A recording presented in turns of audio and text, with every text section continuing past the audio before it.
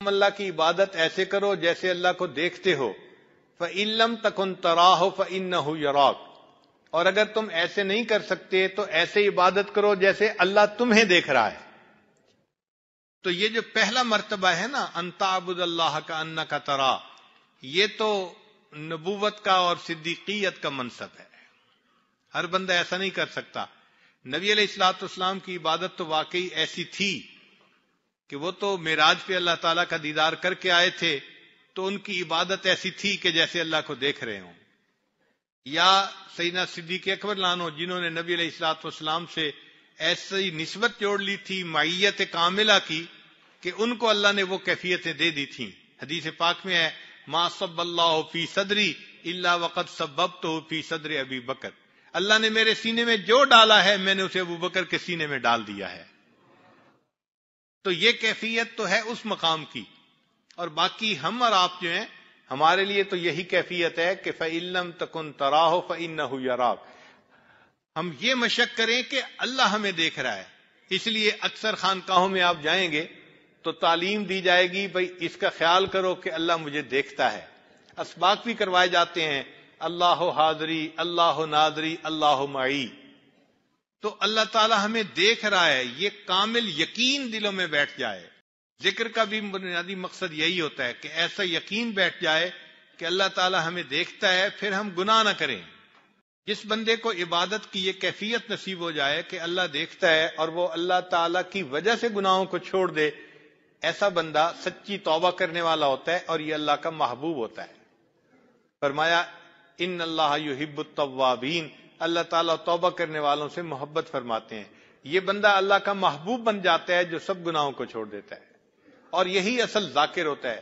چنانچہ حضرت عمر رضی اللہ عنہ سے پوچھا گیا کہ ذاکر کون ہوتا ہے، تو آپ نے فرمایا کہ جو بندہ گناہ کے موقع پہ اللہ کو یاد رکھے اور گناہ سے بچ جائے، اصل ذاکر وہ ہوتا ہے۔ ذاکر وہ نہیں ہوتا کہ ویسے تو تسبیح پڑھتا رہے اور موقع پہ جھوٹ بھی بول دے، موقع پہ غیبت بھی کر لے، موقع پہ آنکھ بھی غلط دیکھ لے۔ یہ کہاں سے ذاکر آ گیا؟ یہ تو غافل آدمی ہے۔ ذاکر وہ ہے جس کو احکام خدا یاد رہیں کہ میں نے کوئی کام اللہ تعالیٰ کے حکم کے خلاف نہیں کرتا۔ اب زندگی تو اس بندے کی بھی دیکھنے میں ویسی ہی ہے، اور زندگی جو دوسرے دین کے کام میں لگے ہوئے تھے اور تہامہ پہاڑ کے برابر نیکیاں لے کے آئیں گے، وہ ان کی دیکھنے میں زندگی ایک ہی جیسی ہوتی ہے، مگر اندر فرق ہوتا ہے۔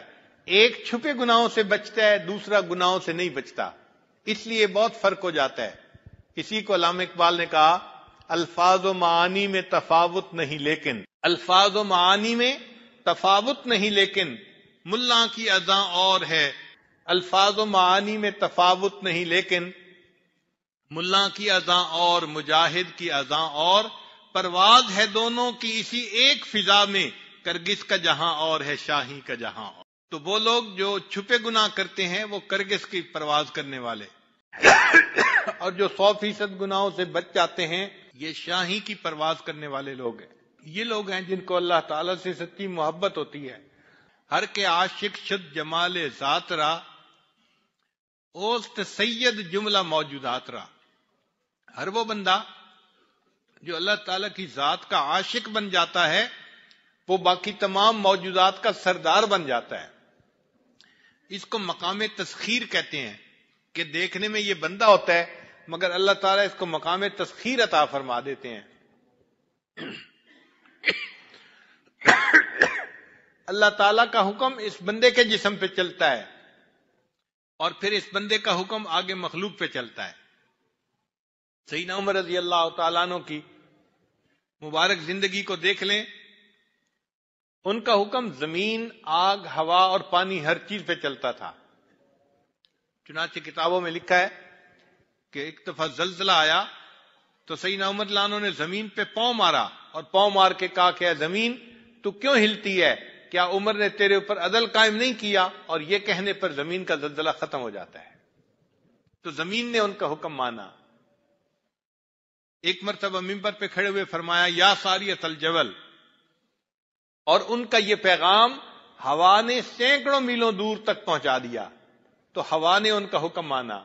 ایک مرتبہ مدینہ کے باہر سے آگ نکلی اور مدینہ طیبہ کی طرف بڑھنے لگی، سیدنا عمر لانو نے تمیم داری لانو کو بھیجا کہ جائیں اور آگ کو واپس لوٹا دیں. انہوں نے اپنی چادر ایسے لی جیسے کوڑا ہوتا ہے اور آگ کو مارتے تھے، آگ جہاں سے نکلی تھی وہیں واپس چلی گئی. آگ نے بھی ان کا حکم مانا اور پانی نے بھی ان کا حکم مانا کہ جب امیر لشکر نے خط بھیجا کہ مصر ہم نے فتح کر لیا ہے لیکن دریائے نیل کا پانی خشک ہے اور جب تک کسی جوان لڑکی کو اس میں نہ پھینکا جائے اس وقت تک پانی نہیں چلتا، ہمارے لیے کیا حکم ہے؟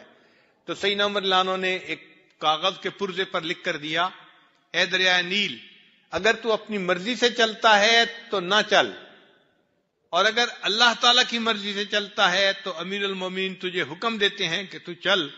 وہ رکا دریا میں ڈالا گیا، آج تک دریائے نیل چل رہا ہے اور سیدنا عمر لانو کی عظمتوں کے پھریرے لہرا رہا ہے. تو جو مومن کامل بن جاتا ہے پھر اس کا حکم مخلوق پہ چلتا ہے، اللہ اس کو مقام تسخیر عطا فرما دیتے ہیں. ایسے لوگ اللہ تعالیٰ کے محبوب لوگ ہوتے ہیں. اللہ تعالیٰ ان کو نمونے کے طور پہ پوری دنیا میں پھیلاتے ہیں. ہمارے حضرت مرشد عالم رحمۃ اللہ فرمایا کرتے تھے کہ اللہ تعالیٰ اپنے بعض بندوں کو اس لیے پھراتا ہے کہ لوگ دیکھ سکیں کہ بھئی اصل کیسے بننا تھا. کوئی بندہ جیسے کوئی ماڈل بناتا ہے نا تو وہ سب کو دکھاتا ہے، اللہ تعالیٰ بھی ایسے بندے کو دکھاتے ہیں کہ تم دیکھو کہ تمہیں ایسا بننا ہے. فرشتوں کو دکھانا تھا بشر ایسے بھی ہوتے ہیں. اللہ تعالیٰ ان بندوں کو عظمتیں دیتا ہے، مقام تسخیر عطا فرماتا ہے. ان کی نمازیں بھی اللہ کی حضوری والی نمازیں اور مقام احسان والی نمازیں ہوتی ہیں. سنی نہ مصر و فلسطین میں وہ اذاں میں نے دیا تھا جس نے پہاڑوں کو راشا سیماب، وہ سجدہ روح زمین جس سے کانپ جاتی تھی اسی کو آج ترستے ہیں ممبر و محراب. آج اسی چیز کی کمی ہے کہ ہم 100% گناہوں سے نہیں بچ پا رہے. ہم بہت سارے گناہوں سے بچتے ہیں مگر سب گناہوں سے نہیں بچتے. تو یہاں آنے کا مقصد یہ ہے کہ سب گناہوں سے بچنے کی نیت کریں اور آئندہ زندگی ایسی گزارنے کی کوشش کریں. جب ایسی زندگی گزاریں گے تو رب کریم کی ہم پر رحمت ہوگی. تیرے دریا میں طوفان کیوں نہیں ہے، تیرے دریا میں طوفان کیوں نہیں ہے، خود ہی تیری مسلمہ کیوں نہیں ہے. ابس ہے شکوہ تقدیر یزداں، تو خود تقدیر یزداں کیوں نہیں ہے. اگر انسان مومن کامل بن جائے اور مقام تسخیر مل جائے تو پھر اس کی زبان سے نکلتا ہے اور اللہ تعالیٰ اس کی بات کو پورا فرما دیتے ہیں. حدیث پاک سے اس کا ثبوت ملتا ہے. فرمایا میرا بندہ جو مانگتا ہے میں عطا کر دیتا ہوں. علامہ اقبال نے بڑے اچھے اشعار لکھے، عقل ہے تیری سفر، عشق ہے شمشیر تیری. سفر کہتے ہیں ڈھال کو، اور انسان کو اللہ نے عقل اس لیے دی کہ وہ گناہوں سے بچ سکے. یہ عقل ڈھال بن جاتی ہے، گناہوں سے بچاتی ہے بندے کو. عقل ہے تیری سفر، عشق ہے شمشیر تیری، میرے درویش خلافت ہے جہانگیر تیری. ما سوی اللہ کے لیے آگ ہے تکبیر تیری، تو مسلمان ہے تو تدبیر ہے تقدیر تیری. تیری تدبیر تیری تقدیر بن جائے گی. کی محمد سے وفا تو نے تو ہم تیرے ہیں، یہ جہاں چیز ہے کیا لوح و قلم تیرے ہیں. تو ہم انسان کامل بننے کی محنت کریں. 100% سر کے بالوں سے لے کے پاؤں کے ناخنوں تک تمام گناہوں سے بچنے کی کوشش کریں. ایک گناہ کر دینا، چند گناہ کر دینا، یہ نفس کی پوجا ہے اور اللہ تعالیٰ کو یہ بات بہت ناپسند ہے. تو آج کے بعد جب نفس گناہ کے اوپر ابھارے تو اس وقت فوراً سوچئے میں نے مشرک بننا ہے نفس کی پوجا کر کے، یا میں نے نفس کی مخالفت کر کے موحد بننا ہے، اللہ کی بات ماننی ہے. تو پھر آپ کے لیے گناہوں سے بچنا آسان ہو جائے گا. اللہ تعالیٰ ہمیں غفلت سے محفوظ فرمائے اور ہمیں اللہ تعالیٰ کامل ایمان والی شریعت والی زندگی گزارنے کی توفیق عطا فرمائے. ہم اس میں کمزور ہیں تو ہم اگر یہ کام نہیں کر پاتے تو اللہ تعالیٰ کے لیے تو یہ آسان ہے نا. تو اپنے آپ کو اللہ تعالیٰ کے سامنے پیش کریں کہ اے کریم آقا، ہم آپ کے عاجز مسکین بندے ہیں، بہت کوششیں کرتے ہیں، ہر دفعہ توبہ کرتے ہیں پھر توڑ بیٹھتے ہیں، پھر توبہ کرتے ہیں پھر توڑ بیٹھتے ہیں، مگر میرے اللہ ہم آپ کے یہاں اس گھر میں حاضر اسی لیے ہوئے ہیں کہ ہم 100% آپ کے فرما بردار بن کر زندگی گزارنا چاہتے ہیں. اے اللہ آپ ہم پر رحمت کی نظر فرما دیجئے اور ہمارے من کو صاف کر دیجئے۔ ہمارے لیے اپنے آپ کو دھونا مشکل ہے۔ اس کی مثال ایسی ہے کہ ایک بچہ چھوٹا ہوتا ہے نا، تو وہ اپنے آپ کو گندا تو کر بیٹھتا ہے لیکن وہ اپنے آپ کو دھونے کے قابل نہیں ہوتا، تو پھر وہ رونا شروع کر دیتا ہے، ماما ماما، شور مچانا شروع کر دیتا ہے۔ اور ماں جب اس کو دیکھتی ہے تو ماں نفرت نہیں کرتی، ماں سمجھتی ہے بچہ ہے، نادان ہے، اس نے کپڑوں میں ہی جو ہے گندگی کر دی، تو وہ اس کو لے جاتی ہے اور جا کے دھو لیتی ہے، خوشبو لگا لیتی ہے، پھر اس بچے کو سینے سے بھی لگا لیتی ہے۔